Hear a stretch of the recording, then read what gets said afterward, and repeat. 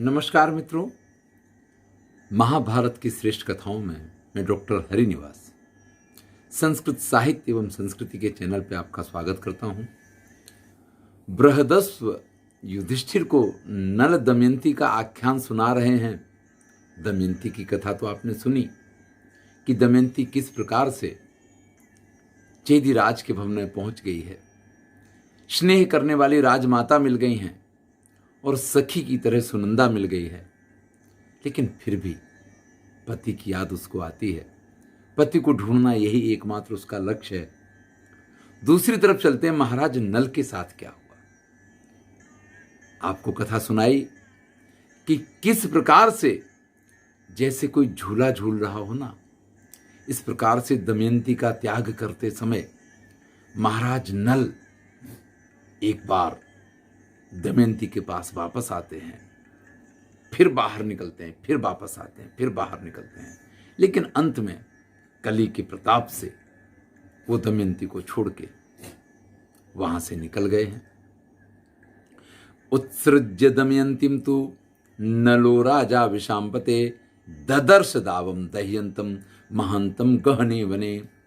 वहां से वन में जिस ओर महाराज नल ने प्रस्थान किया है, उस वन में भयंकर आग लगी हुई है। उस आग के मध्य से किसी जीव के, किसी प्राणी के चिल्लाने की आवाज उनको सुनाई देती है। तो उसको बचाने के लिए देखिए, यही संत हृदय होता है। कहते हैं कि संत हृदय नवनीत समाना, कहा कविन पर कहा न जाना। कुछ लोग कहते हैं कि संतों का हृदय मक्खन जैसा कोमल होता है। पर भैया, जिन्होंने ये कहा ना, उनको कहना नहीं आया। क्योंकि मक्खन को तो जब स्वयं को गर्मी मिलती तब वो पिघलता है, लेकिन संत हृदय तो वो होता है जो दूसरों के दुखों से पिघल जाए। यही हुआ है। उनको जब उस प्राणी की आवाज सुनाई दी है ना कि कोई मुझे बचा लो, तो अग्नि के बीच में प्रवेश कर जाते हैं। वहां जाकर के क्या देखते हैं कि एक नाग है जो अपने स्थान से हिलडुल नहीं रहा है, वहीं के वहीं बैठा हुआ है, इतनी भयंकर आग में। तब महाराज नल कहते हैं कि भाई, आग लगी है तो आपको यहां से हटना चाहिए ना, आप यहां क्यों बैठे हुए हैं। तब वो कहता है कि मैं नागों में श्रेष्ठ ऐसा करकोटक नाग हूं, और नारद मुनि ने मुझे शाप दिया है कि जब तक महाराज नल तुमको इस स्थान से नहीं हटाएंगे, तब तक तुम एक कदम भी यहां से नहीं चल सकते हो। तो मैं चाह करके भी इस आग में से बच के बाहर नहीं जा सकता हूं, इसलिए मेरी रक्षा करो।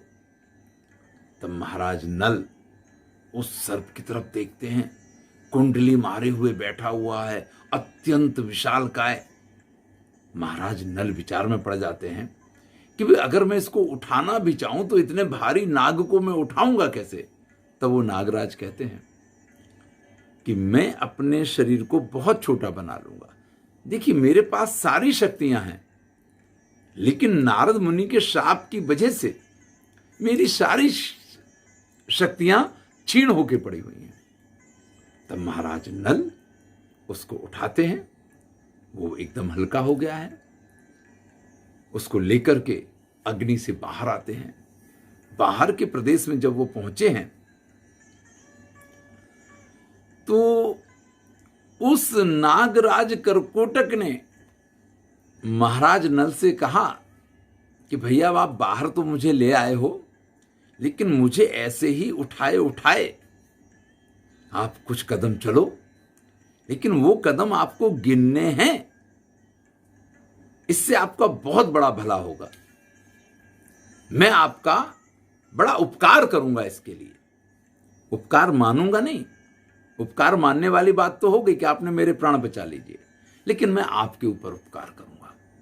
महाराज नल उस नाग की आज्ञा का पालन करते हैं। नाग को हाथ में उठा रखा है, और जब आगे चलना शुरू करते हैं तो गिनते हैं 1 2 3 4 5 6। और जब वो 10 पे पहुंचते हो, जैसे ही 10 बोलते हैं, वैसे ही वो सर्प दंस मार देता, काट लेता है। देखिए, दंस का अर्थ होता है काटना, जैसे किसी ने आज्ञा दी हो, दंस, तो काट लेता है। जैसे ही करकोटक ने महाराज नल को काटा है, उनका सारा सौंदर्य, वो वांकपन, वो सारी चीजें, आज की सीधी भाषा में कहें तो वो सारी हैंडसमनेस खत्म हो जाती है और एकदम काला रंग हो गया उनका, न तो पहले जैसा रूप, न पहले जैसा सौंदर्य। महाराज नल विचार में पड़ जाते हैं और उससे कहते हैं कि आप तो कह रहे थे कि आप मेरा बहुत बड़ा भला करने वाले हैं, ये आपने क्या किया? आपने मुझे काट के, जबकि मैंने आपके ऊपर, आपको आग में से निकालने का काम किया है, ये कौन सा उपकार आपने मेरे ऊपर किया? ऊपर से मेरा जो कुछ था, और तो कुछ बचा नहीं था मेरे पास, यही तो एक मेरा सौंदर्य था जो मेरे पास था, आपने वो भी मुझसे छीन लिया है। तो वो नागराज कहते हैं कि आपके अंदर कलयुग विराजमान है और उसी के कारण ये सारे दुख आपको उठाने पड़ रहे हैं। मैंने जो विष तुम्हारे शरीर के अंदर भेजा है, उस विष के कारण वो कली का अंग अंग व्याप्त हो जाएगा और जब तक वो आपको छोड़ के नहीं चला जाएगा, तब तक इस विष की पीड़ा उसी को उठानी है। आपको किसी भी प्रकार की इस विष के कारण पीड़ा नहीं होगी। अनागा येन निकृतस्त्वम अनर्हो जनाधिप क्रोधाद सूयित्वातम रक्षा में भवतः कृतः। आप जैसे धर्मात्मा को, जिसको छल कपट जैसी कोई चीज आती ही नहीं है, और उसके साथ निकृति करके, उसके साथ बेईमानी करके, उसके साथ छल करके जिन ने आपके साथ बुरा किया है, उन सब से आपकी रक्षा करने के लिए मैंने इस प्रकार से किया है। नते भयम नरव्याघ्र दंष्ट्री भी शत्रुतो पिवा ब्रह्मविद भयश्च भविता मत प्रसादाद नराधिप। हे राजन, आज के बाद ना तो सिंह वगैरह जितने प्राणी हैं, किसी प्राणी का आपको भय रहेगा, ना ही आज के बाद आपको अपने किसी शत्रु, अपने दुश्मन से डरने की जरूरत है। अरे यहां तक कि जो ब्रह्म को जानने वाले वेद वेदता हैं, वो ब्राह्मणों के शाप का भी आपको भय नहीं रहेगा, वो भी आपको शाप नहीं दे सकते हैं।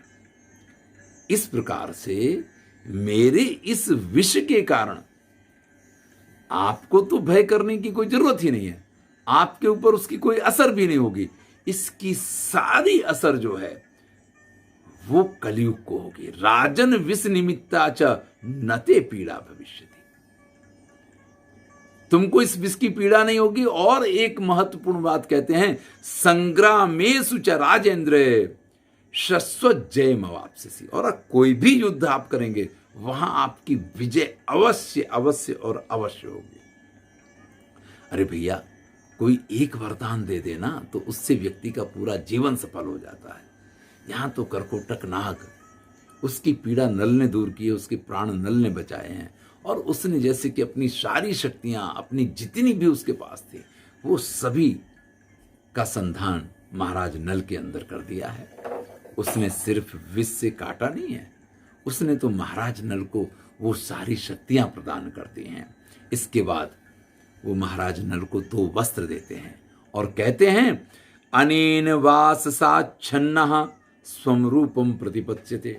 देखिए, आप जब तक चाहें इस रूप में रह सकते हैं, जो आपका ये काला और भयंकर स्वरूप बन गया है, जब तक आप चाहें इस रूप में रह सकते हैं। और जिस दिन आपको लगे कि नहीं, मुझे तो मेरा रूप और मेरा सौंदर्य प्राप्त करना है, उस दिन ये 2 वस्त्र आपको दे रहा हूं, आप इनको ओढ़ लीजिएगा। उस दिन आप अपने वास्तविक स्वरूप में आ जाएंगे।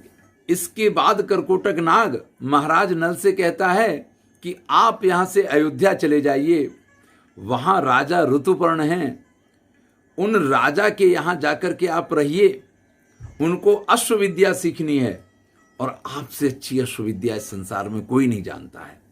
आप उनको अश्वविद्या सिखाइए, और वो द्यूत विद्या के निष्णात हैं, वो आपको द्यूत विद्या सिखाएंगे, और उस द्यूत विद्या से पुनः आप अपना राज्य, अपनी पत्नी और अपने दोनों संतानों को सबको प्राप्त कर पाएंगे।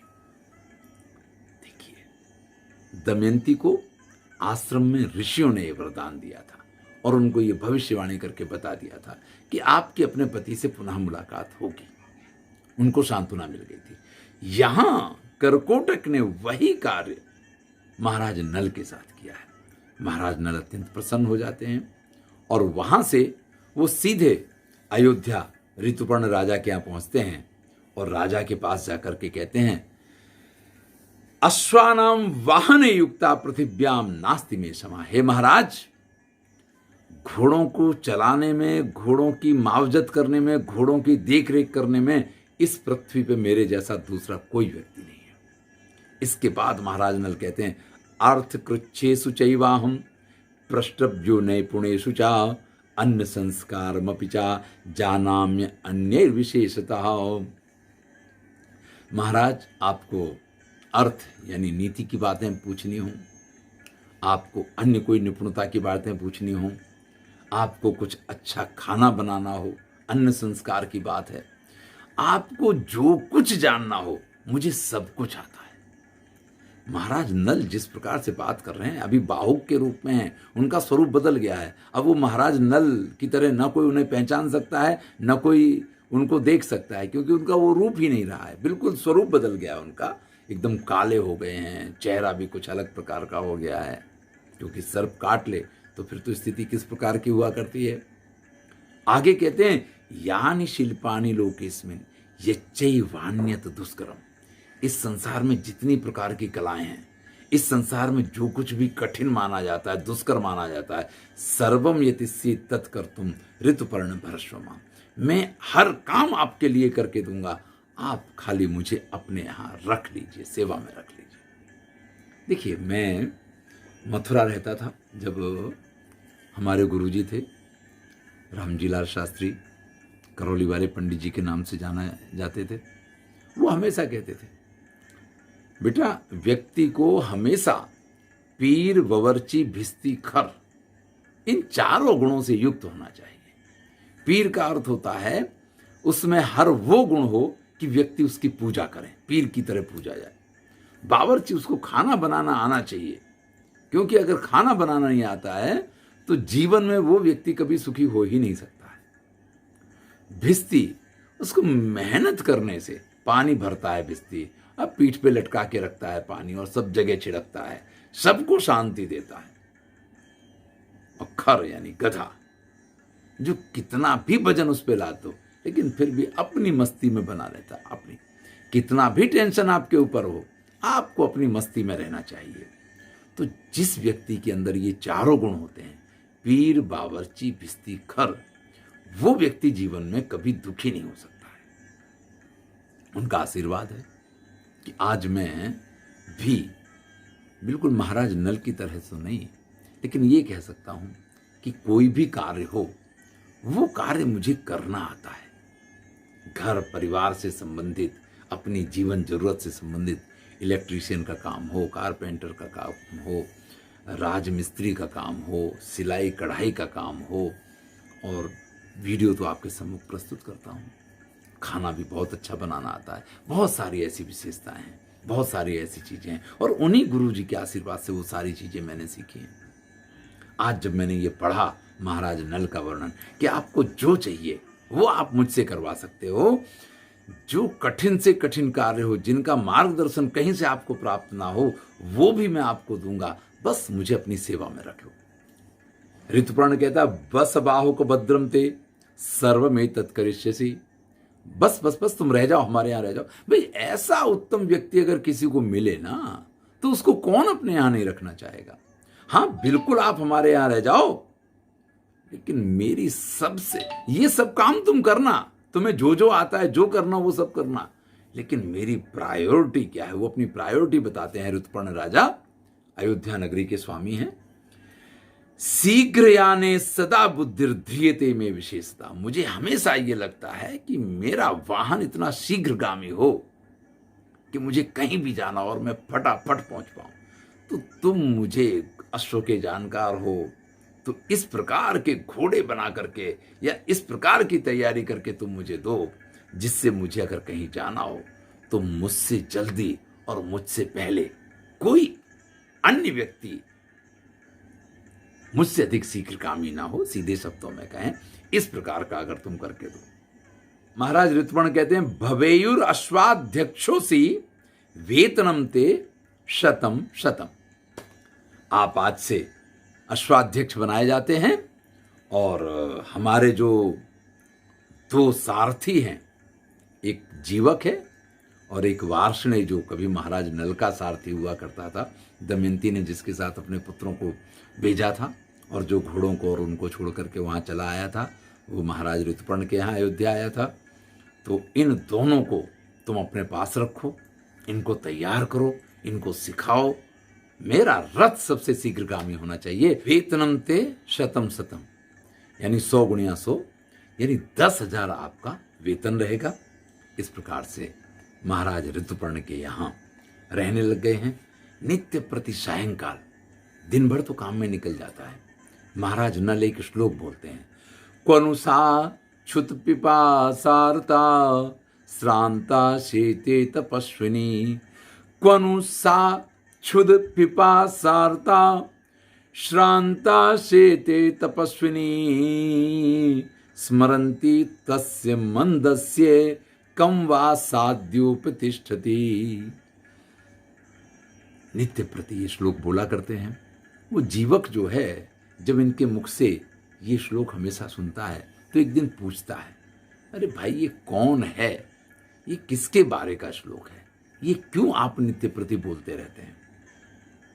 तब महाराज नल एक तृतीय व्यक्ति के तौर पे अपनी कथा खुद सुनाते हैं कि एक मंदभागी ऐसा, जिसकी पत्नी उसको अत्यंत प्रेम करती, वो विपत्ति में पड़ा तो उसकी पत्नी ने उसका साथ दिया, उसके साथ वन तक चली आई।